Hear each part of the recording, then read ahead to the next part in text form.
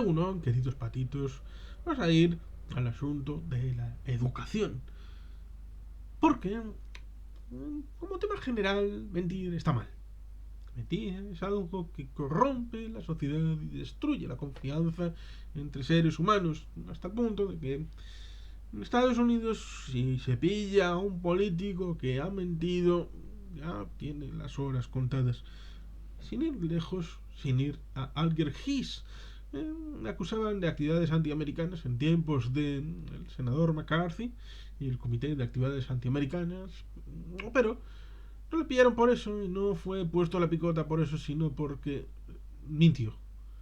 Y así lo recuerda Richard Nixon en la película de el señor Oliver Stone, interpretado por Anthony Hopkins. Por tanto, ciertamente la mentira es algo que es duro en Estados Unidos y es un vector para destruir carreras políticas. Me parece como que en España se puede mentir y algo queda y entonces no hay problema, y cuando se dicen estas mentiras no va a tener ni afectación, aunque fuera siquiera un caso ligado a una judicialización. Por ejemplo, nos encontramos con algún que otro alcalde o alcaldesa que fue llevado a tribunales, luego fue exonerado, y ese pozo viene a esta situación donde se suele hablar de como, eh, Jolulipa habla de hacer caca a galope. Es cuando vas esparciendo mierda, ¿eh? Se establece esa idea de que no das tiempo a quien está hablando contigo o rebatiéndote o tratando de hacer dialéctica, ya sea en redes sociales o en vivo. No, es posible. Y luego cuando tenga tiempo de replicar, entonces puedas, uno, responder a toda la caca a galope que ha soltado tu oponente y después mantener tu posición sobre el asunto. Por tanto, ciertamente tenemos un asunto bien interesante para reflexionar siquiera sobre la sinceridad en política, pero también como reflejo de la sociedad a la que representa. Porque si un político miente, es porque la sociedad que le ha elegido también valora eso de manera aceptativa, de manera positiva, de manera razonablemente comprensiva. Y por tanto, ciertamente, es la sociedad la que debe mirarse primero a sí misma y luego liquidar el asunto con respecto a los representantes electos. ¿Y por qué todo este elemento introductorio? Pues a lo que viene en el titular, como es que aparentemente el Carrequín Podemos acusa al gobierno vasco de rechazar 11 millones de fondos europeos para educación infantil. Oh, malvado gobierno vasco. Es que le ofrecen desde Europa los fondos Next Generation para hacer transformaciones sociales. Encima, 0 a 3 años. Hoy la pobre gente, conciliación familiar. Si es que están en contra de las familias, en contra de que nuestros queridos niños estén acompañados y que tengan la posibilidad de tener una guardería pública sin tener que ir a lo privado, en donde estén ahí cuidaditos durante la semana, en la época antes del colegio. Eso sí, choca un poco el ámbito de que haya hasta 12 meses para que los padres estén con los niños, es decir, de 0 a 1, pero luego tenemos guarderías de 0 a 3 años, con lo cual queda solapado de cuál es el mensaje. ¿Quieren que los padres cuiden de los hijos o que el Estado se encargue de los hijos a través de las guarderías públicas? Eso es algo que me choca y no he llegado a ninguna conclusión, pero digamos que más allá de este pequeño detalle respecto a la paternidad y los derechos que se les ofrece a los padres, la mentira tiene las patas muy cortas. ¿Y cuál es la mentira en este caso? Los 11 millones están ligados a ampliar 1.500 plazas en la una especie de guardería, estos centros de educación 0 a 3 años. Problema: el País Vasco dispone de 8.000 plazas de 0 a 3 años en el ámbito público y cada año se quedan 2.000 sin ocupar. ¿Para qué demonios las instituciones vascas quieren ampliar 1.500 lugares, plazas, para 0 a 3 años cuando las que existen no se cubren? para incorporar más funcionarios ligados a Podemos, para incorporar más gente ligada a estas guarderías 0 a 3 años que puedan votar a Podemos, para ampliar el funcionariado y el ámbito laboral contratado del gobierno vasco de gente que pueda votar a Podemos y que pueda hacer una huelga general cuando sea necesario, sobre todo aquellos que son funcionarios y no corra riesgos su puesto de trabajo, para que sean combativos contra los neoliberales, burgueses, capitalistas, desde un puesto de trabajo creado sin la necesidad de tenerlo creado. Esta es la hipocresía de algunos, sobre todo cuando lo saben. Saben perfectamente que el consejero Azpiazu, el Sailburu de Ogasun y Economía de Hacienda, hace las reuniones lo mismo que el consejero Bildarratz respecto a la idea de que estos 11 millones puedan mejorar el servicio de guardería de 0 a 3 años, pero en otros aspectos que son más necesarios. Igual en otras comunidades estos millones los necesitan porque hace falta, pero ha hecho un esfuerzo en los últimos años en el gobierno vasco para ampliar la capacidad de 0 a 3 años, como digo, hasta 8.000 plazas públicas, y hay 2.000 todos los años que parecen estar desocupadas. Y por tanto, ciertamente, hay que saber, primero, cuál es la realidad, que lo saben perfectamente. Y segundo, saber utilizar los recursos públicos de manera eficaz y eficiente, que esa es la parte importante del asunto.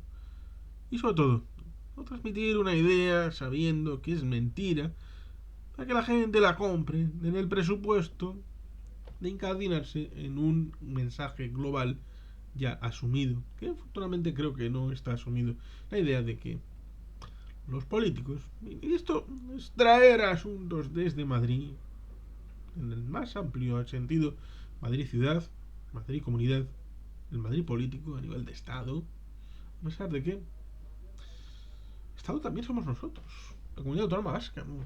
Estado también es la Diputación de Vizcaya, Estado también es el Ayuntamiento de Bilbao o el de Quecho. Por tanto, ciertamente cuando la Pilar Garrido, resulta curioso porque en tiempos del señor Madrazo fue directora de vivienda en el gobierno vasco, sí, con el PNV. Qué curioso, ¿verdad? Entonces no le importaba compartir 2 legislaturas con el PNV y cobrar su sueldito de trabajadora en el gobierno vasco, designada por acuerdo político. Pues ciertamente dice, necesitamos del Estado acotar el precio de la vivienda.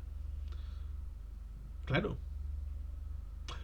es una competencia exclusiva la vivienda en el ámbito vasco y por lo tanto, si el Estado es responsable de eso, si las comunidades autónomas son Estado, pues entonces, si dice que la exclusividad es de las comunidades autónomas, entonces también es exclusivo del Estado, como también en el asunto de asuntos exteriores, dice, la competencia es exclusiva del Estado. Técnicamente, la interpretación no es mía, sino de Juan Carlos Rodríguez Ibarra, presidente de la Comunidad de Extremadura entre el año 1983 y el año 2007, decía: si la competencia es exclusiva del Estado y las comunidades autónomas son Estado, entonces la Comunidad de Extremadura es Estado y por lo tanto puede hacer política exterior. Perfecta la argumentación, muy razonable. Cuando habla Pilar Garrido de que la competencia de vivienda y el tope al alquiler debe ser del Estado, está pensando en el gobierno de Pedro Sánchez Precastejón, es decir, el gobierno de España, laminando las competencias de las autonomías, lo cual ciertamente es algo anticonstitucional, jacobino, centralista, uniformizador, lo cual ciertamente es horrible para alguien que se supone está en esa situación de defender el derecho a decidir, pero decidir ser españoles y decidir que Madrid acabe con el derecho último de control y de garantía, en algo que ya hemos dicho en algún vídeo recientemente, de que algunos quieren al poder federal para controlar la situación desde arriba, desde las alturas, y otros queremos la subsidiariedad, es decir, el poder de los estados, el poder de las comunidades autónomas, de las nacionalidades y también de las regiones, como dice el artículo 2 de la Constitución, pero esta buena gente a veces les da por mentir, y las mentiras, como digo, tienen las patas muy cortas. Decía la coalición que mantiene una posición muy crítica con educación, al que acusa de no primar la educación pública. Este caso es alucinante porque en el País Vasco ya hemos dicho alguna vez que hay educación concertada, que es semipública, semiprivada, por la evolución histórica de este país respecto a las icastolas, colegios religiosos, pero seguramente distintos de otros lugares. Resulta curioso algunos que han tenido responsabilidad ligados y entroncados en principio con la UCD de la transición, cuyo marco constitucional bien pudo haber incorporado el asunto de que cada proyecto educativo, cada colegio pudiera tener la valoración para determinadas líneas de educación y no ser objeto de marco regulatorio general, lo cual ciertamente hubiera significado que hubiera, por ejemplo, en tema lingüístico, algunos colegios que adoptaran una línea más línea A, pero otros habrían adoptado línea bilingüe o línea D, y la evolución al final habría sido seguramente la misma, pero en un marco general de España donde hubiera sido posible una regulación propia de cada centro educativo y los padres, que son importantes a la hora de la gestión de estos centros, pues ciertamente hubiera podido significar que hubiera centros en Madrid o en Guadalajara o en Cádiz que tuvieran bilingüe con euskera y castellano, o catalán y castellano, o trilingüe con gallego, euskera y castellano, o polaco y castellano, o cualquier idioma de la Unión Europea pudiera estar presente, en semejanza de lo que pasa en los cantones de Suiza, donde hay dos, tres lenguas vehiculares en los centros educativos del lugar. Pero ciertamente el principio activo es tener más apertura de mente, y ciertamente no es posible hacer una dicotomía en el País Vasco de no, es que lo que no es puro público es privado en cualquier rama, y por lo tanto hay que ser laminado y hay que ser destruido. No, hombre, no sea usted talibán. Y por lo tanto, ciertamente, la noticia, la talibana jefe del grupo, el Carrequín Podemos en el Parlamento Vasco, denuncia supuestamente que el gobierno autonómico ha rechazado al menos 11 millones de euros de fondos europeos para la creación de plazas públicas gratuitas y de calidad en educación infantil de primer ciclo de 0 a 3 años. Ha tenido la jeta de comparecer ante los medios de comunicación en el Parlamento Vasco afirmando que los fondos a los que ha renunciado el Ejecutivo forman parte del Plan de Recuperación, Transformación y Resiliencia, fondos Next Generation. Es alucinante porque, como hemos dicho, lo sabía perfectísimamente.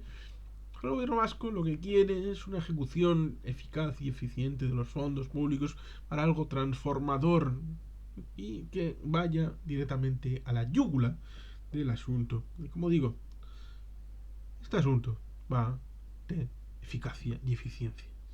Y si, como he dicho, hay un dinero y hay una posibilidad de gastarlo, y esa situación en el País Vasco no amerita que ese dinero se gaste en eso, entonces hay que seguir la línea de lo posible. Pero esta línea de miren con Corchategui y del Carrequín Podemos entronca con la situación de la nueva ley de educación. ¿Y cuál es? Antes de eso vamos a hacer rememoración de una situación ligada al autogobierno, y es el hecho de que cuando hubo la ponencia en una legislatura anterior, creo que acababa de aterrizar Podemos, el señor Martínez era el líder de Podemos, luego fue laminado, como varias veces ha sucedido en la dirección de Podemos Euskadi. Incluso una vez laminaron a Roberto Uriarte y luego volvió, ahora es diputado en el Congreso. Bueno, estas cosas que como meandros van y vienen. Pues hubo un momento en el que hubo un preacuerdo para una determinada parte en la ponencia de autogobierno, en donde había un acuerdo precisamente entre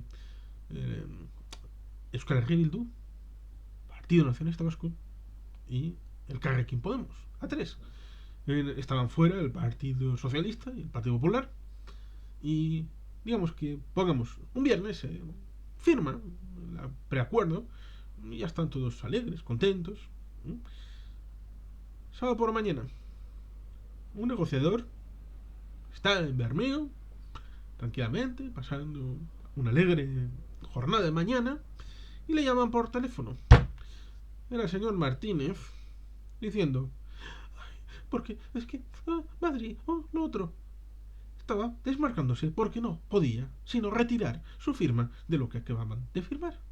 Porque el que dirán en aquel momento en el que no podemos firmar algo solamente con el Carrequín Podemos, Euskal Herria Bildu y Partido Nacionalista Vasco. Nos van a decir en España que somos vendepatrias, traidores, con los separatistas. Es algo alucinante, pero que entronca con esta concepción del qué dirán, muy de paseo de los jardines de Pereda, Santander, que la gente pasea, ¿no? Para pasear directamente, porque también hay otras zonas por donde pasear, sino para ser visto. Y con una vestimenta, un outfit específico, muy característico para todo aquel que haya visto aquel paseo. Y por tanto, ciertamente, tenemos luego el asunto de la ley de educación. El gobierno vasco quiere la actualización de la ley de educación y está trabajando en ello. Actualmente el Consejo de Gobierno, el consejero Vilarrach, especialmente el consejero de Educación, y por tanto, ciertamente tenemos un asunto donde se está metiendo el asunto hasta el fondo. Hay que renovar, hay que actualizar y hay que hacer algo para la siguiente generación y que tenga impacto, porque habitualmente en España, cuando se ha hecho una ley de educación, no ha dado tiempo para que tenga vigencia, sobre todo en las 2 últimas décadas en que había un gobierno que hacía una ley que no entraba en vigor, pero había tenido un debate, un desgaste público, una situación importante.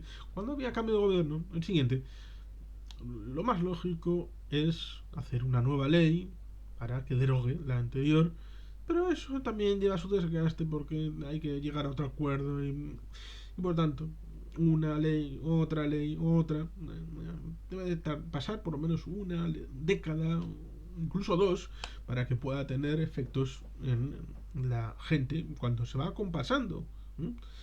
Por ejemplo, el tránsito entre la AGB y el bachillerato y luego la ESO y todo esto, porque no se puede decir, bueno, hoy tenemos EGB y mañana tenemos la ESO desde el primero hasta el último. No, mientras van pasando, pues vas progresivamente implantando. Pues pones primero de la ESO en sustitución de el tema de la primaria antes, y vas escalonando la transformación y por lo tanto hay bastante tiempo para poder llegar a eso. ¿Qué ha pasado con la ley de educación vasca? Pues sencillo y debería de ser comprensible.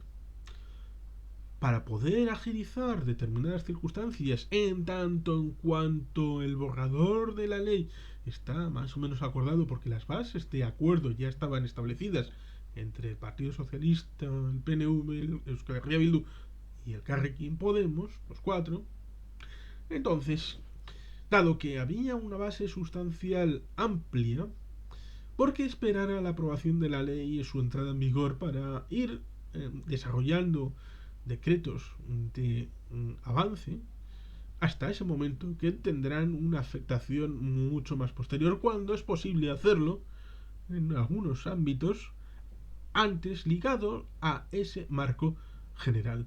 Pero vuelve a haber caquita, donde, como decíamos antes, respecto a la situación de aquella ponencia de autogobierno, que de un día a otro hubo que llamar de parte del señor Martínez a su contraparte en el acuerdo, pues algo parecido. Parece que se empiezan a retranquear en la ley de educación y en el ámbito de esta ley, incluso creando un relato respecto a que no gustan esos decretos de desarrollo de la posterior ley cuando entre en vigor, que se ha tenido que retrasar porque iba a ser en el primer trimestre del mes de 2023, y el calendario legislativo es puñetero porque estamos en el último año.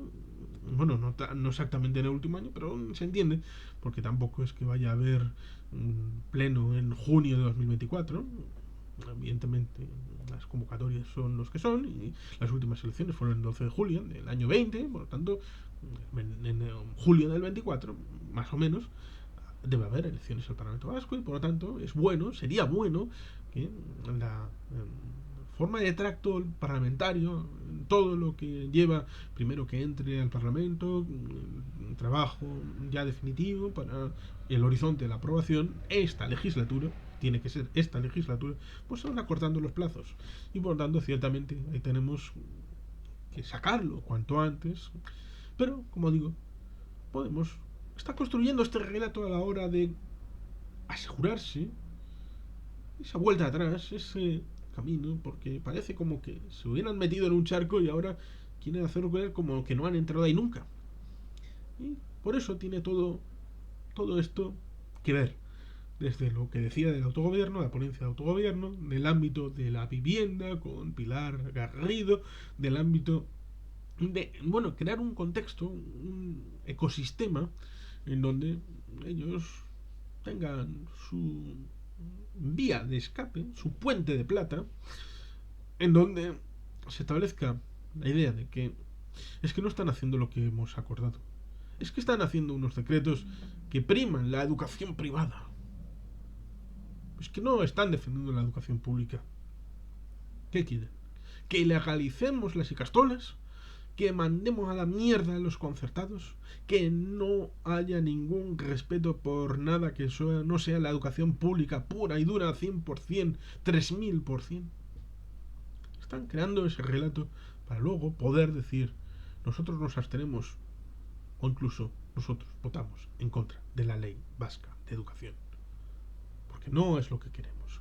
Y ahí se trufa con esto de la supuesta malgastación, incluso alguno igual dirá no malgastación sino malversación, pero entonces tendría que ir al juzgado, de fondos europeos que, como digo, serían estos 11 millones para hacer 1500 plazas de educación 0 a 3 años. Pero si cada año 2000 de las plazas ya establecidas son no cumplidas, no cubiertas y se quedan vacantes, para que quedemos 9500 y que queden 3500 vacías. La verdad a veces es refractaria a ciertos modelos de populismo. Por eso hay que decir la verdad. Y por eso también, por ejemplo, la prensa debería de cotejar lo que la gente dice. Porque si hay una nota de prensa que dice está lloviendo, y lo dice el Carrequín Podemos, un buen periodista lo que tiene que hacer es salirle el culo a la calle y ver si está lloviendo. Y titular: según el Carrequín Podemos, llueve. Este periodista ha ido a la calle, ha investigado y realmente no llueve. Por lo tanto, son unos mentirosos. O hemos verificado que sí llueve. Por lo tanto, esta gente está diciendo la verdad. Y además, os vamos a dar la composición química del agua que está cayendo. Eso haría un periodista de raza. Algunos se limitan a transcribir las notas de prensa, sobre todo cuando vienen bien masticaditas. Y lo único que tienen que hacer es cogerla del correo electrónico y pasarla a la plantilla del periódico online. Y ya está. Así de sencillo. Y así de vergonzoso. Y así se cuelan mentiras como esta del Carrequín Podemos. Y sin más, queridos patitos, es que ricasco, agur broat, Betty Helpian.